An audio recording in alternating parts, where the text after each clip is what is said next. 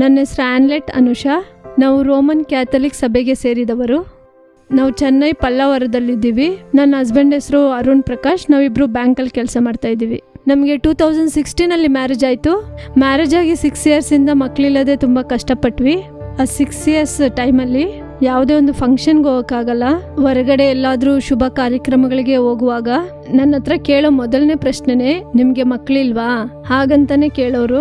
ಮಗನ್ಗೆ ಮಕ್ಕಳಿಲ್ದೇ ಇರೋದ್ರಿಂದ ನನ್ನ ನೋಡಕ್ಕೂ ಬರಲ್ಲ, ಯಾವುದೇ ಒಂದು ಫಂಕ್ಷನ್ಗೂ ಅವ್ರು ಬರಲ್ಲ. ಎಷ್ಟೋ ದಿನ ರಾತ್ರಿ ಬರೀ ಕಣ್ಣೀರೇ. ನಮ್ಮ ಜೀವನದಲ್ಲಿ ಬೇರೆ ಏನೂ ಇದ್ದಿಲ್ಲ, ಬರೀ ಕಣ್ಣೀರಲ್ಲಿ ಇರ್ತಿದ್ವಿ. ನಾವಿಬ್ರು ಕೆಲಸ ಮಾಡ್ತೀವಿ, ಆದರೆ ಮನೆಗೆ ಬಂದರೆ ನಾವಿಬ್ಬರೇ ಒಂಟಿಯಾಗಿರ್ತಾ ಇದ್ವಿ.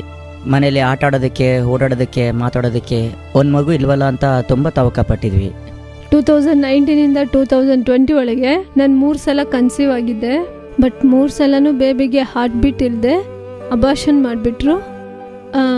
ಈ 3 ಸಲಿನೂ ನಮ್ಮ ಜೀವನದಲ್ಲಿ ಒಂದು ಮಗು ಬರುತ್ತೆ ಅಂತ ತುಂಬ ನಿರೀಕ್ಷೆಯಿಂದ ಕಾಯ್ಕೊಂಡಿದ್ವಿ.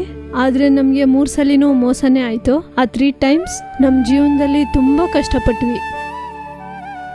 ಈ ಥರ ಎಲ್ಲ ನಮ್ಮ ಬಗ್ಗೆ ಮಾತಾಡ್ತಿರ್ಬೇಕಾದ್ರೆ, ಸರಿ ಟ್ರೀಟ್ಮೆಂಟ್ಗೆ ಹೋಗೋಣ, ಡಾಕ್ಟರ್ಸ್ ಹತ್ರ ಹೋಗಿ ನೋಡೋಣ ಏನು ಸಮಸ್ಯೆ ಅಂತ ಹೋಗಿ ನೋಡಿದಾಗ ಸ್ಕ್ಯಾನ್ ಮಾಡಿಸಿ ನೋಡಿದ್ವಿ. ಸೊ ಸ್ಕ್ಯಾನ್ ಮಾಡಿ ನೋಡಿದಾಗ ಡಾಕ್ಟರ್ಸ್ ಏನಂದ್ರು ಅಂದರೆ, ನೀರಿನ ಗುಳ್ಳೆಗಳಿವೆ, ಅಷ್ಟೇ ಅಲ್ಲದೆ ಬಲ್ಕಿ ಯೂಟ್ರಸ್, ಅಡಿನೋಮಯಾಟಿಕ್ ಯೂಟ್ರಸ್ ಅಂತ ಹೇಳಿಬಿಟ್ರು.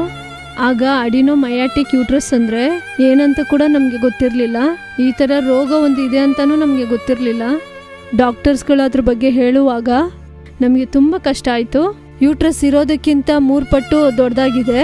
ಈ ಥರ ಯೂಟ್ರಸ್ಸಲ್ಲಿ ಒಂದು ಮಗು ಆಗೋದಕ್ಕೆ ಚಾನ್ಸೇ ಇಲ್ಲ ಅಂತ ಹೇಳಿಬಿಟ್ರು. ಹಾಗಾಗಿ ನೀವು ಬಾಡಿಗೆ ತಾಯಿ ಮೂಲಕವೇ ಮಗು ಪಡ್ಕೋಬೇಕು ಅಂತ ಹೇಳಿಬಿಟ್ರು.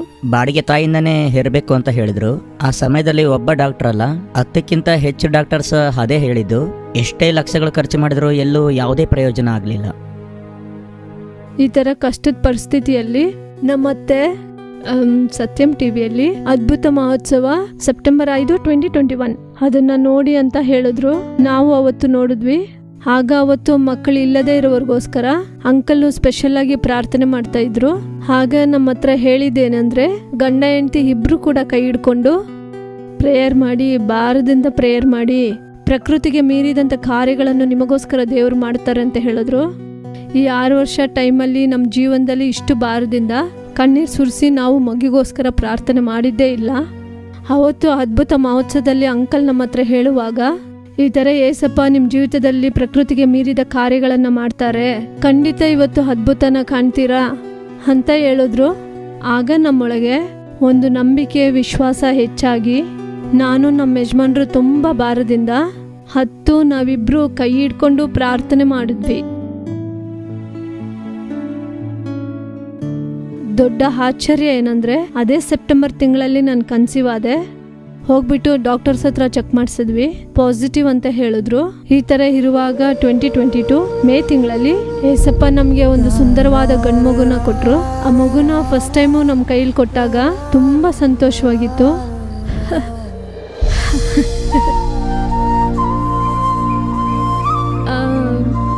ಆ ಮಗುನ ಫಸ್ಟ್ ಟೈಮು ನಮ್ಮ ಕೈಲಿ ಕೊಟ್ಟಾಗ ಒಂಥರ ಅಳಿಯಲಾಗದ ಸಂತೋಷ ನಮ್ಮ ಜೀವನದಲ್ಲಿತ್ತು.